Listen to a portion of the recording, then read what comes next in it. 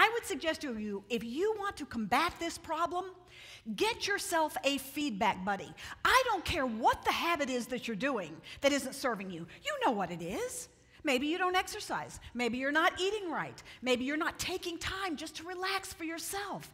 Maybe you're whatever. Doesn't matter what the habit is. Get yourself a feedback buddy, and you tell them, look, here's what I'm trying to do. I'm trying to stop this habit. Would you please let me know when I'm doing it? Just alert me when I'm doing it. And then that way I'll know and I can make a conscious choice to stop.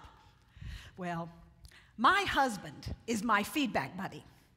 And we've worked on things in the past, things I've asked him to help me with. And there's one particular habit that I sometimes can engage in, which I know is not a good one.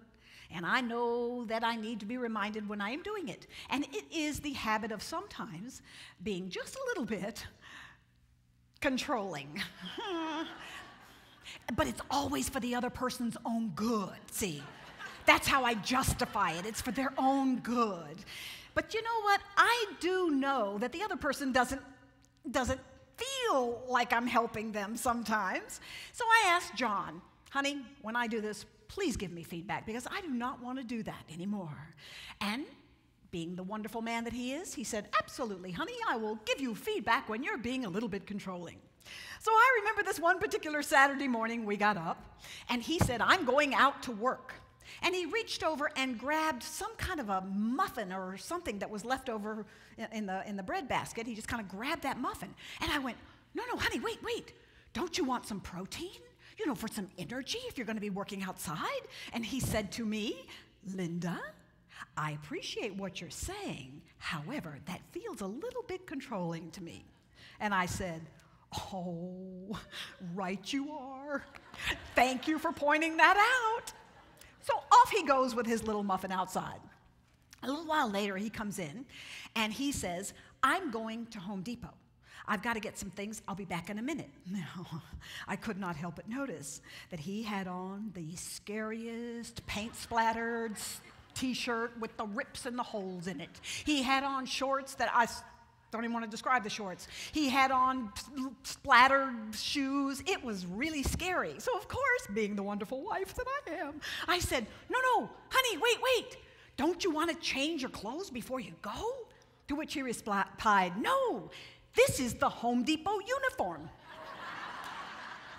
And then he said, besides which, honey, I know you have the best of intentions, but that feels a little bit controlling to me.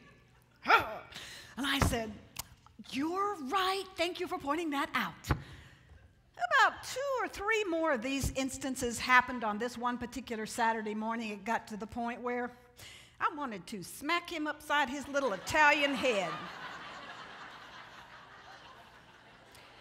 And I was so mad at that point, I said to him, whoa, hold on. You are missing the point. All I'm trying to do is make your life easier. I'm just trying to prevent you from embarrassing yourself. I'm trying to help you be more healthy. And you respond like this? Well, I did what I do. I left, got in the car, and went shopping.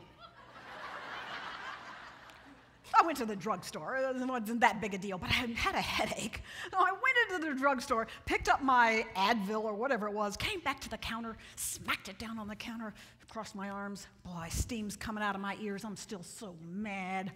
The woman behind the counter turns around to take my money, and when she did, I could not help but notice that she had on a slogan button, you know, one of those buttons that has a saying on it.